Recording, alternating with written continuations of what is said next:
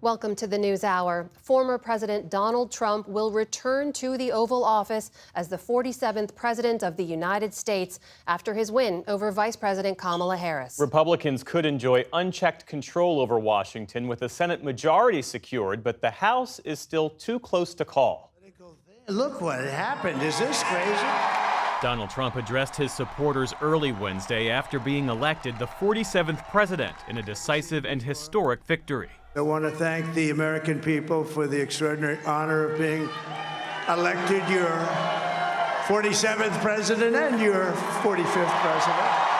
Mr. Trump is the second president in U.S. history to serve non-consecutive terms, but his victory also marks a series of firsts. He's the first Republican in 2 decades to win the popular vote, the oldest person to be elected commander-in-chief, the first president with a felony conviction, and the first who tried to overthrow an election he lost. We will make America safe, strong, prosperous, powerful, and free again. And I'm asking every citizen all across our land to join me in this noble and righteous endeavor. That's what it is.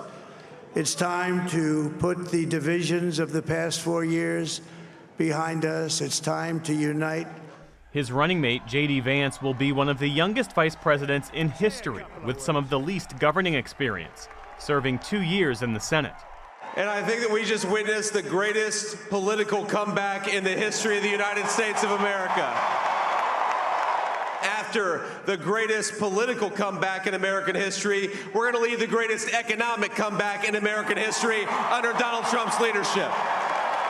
Vice President Kamala Harris addressed her supporters this afternoon at Howard University, her first public remarks after Mr. Trump's win. While I concede this election, I do not concede the fight that fueled this campaign. America has given us an unprecedented and powerful mandate.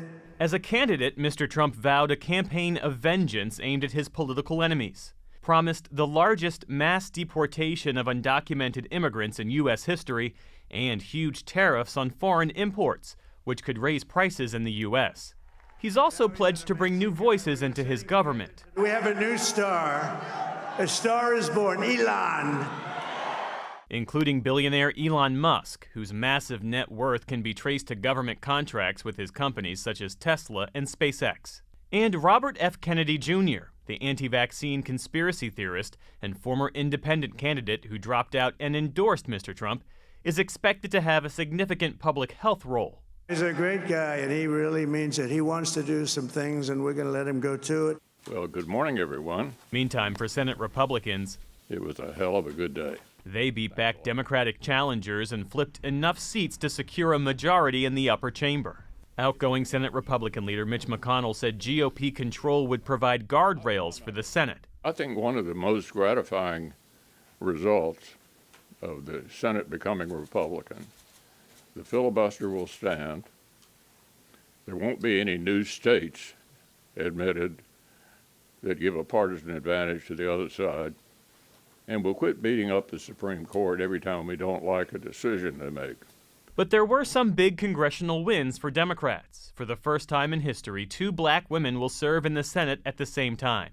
Lisa Blunt Rochester from Delaware and Angela Alsobrooks from Maryland both won their races. Now, it's remarkable to think that in 2 years, America will celebrate its 250th birthday. And in all those years, there have been more than 2,000 people who have served in the United States Senate. And only 3 have looked like me.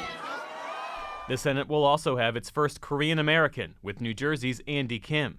And the House of Representatives will have an openly transgender member for the first time in Sarah McBride from Delaware.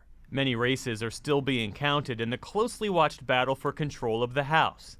But at an election watch party last night, Speaker Mike Johnson was optimistic. We're going to have the most aggressive first 100 days agenda that anybody's seen in a modern era. And we got to fix everything. That says Democrats are reeling from their loss. Sad. I want a kinder nation. I'm raising kids, and it's a hard pill to swallow. Harris pulled together a campaign in roughly 100 days once President Joe Biden dropped out of the race this past summer, smashing fundraising records and riding a wave of enthusiasm, but it wasn't enough to win the White House. A lot of our liberties are going to be taken away and a lot of our rights, especially for women. And I think we're acting like drunk people. You know, we take one step forward and 10 steps back. As an African American in this country, it just sort of made me realize just, you know, how racist and sexist this country is, unfortunately. But others were ready for 4 more years of Trump. I'm excited. I want to just rip this spike up and throw it in the air and celebrate. Everyone's so happy. He's going to make everyone happy again. Even if they didn't want him as president, they're going to be wealthier, safer, healthier, everything. So I'm ecstatic. So many things were on the line, from, you know, our security, our border, our economy, everything was in jeopardy. And President Trump is back again to make America great again.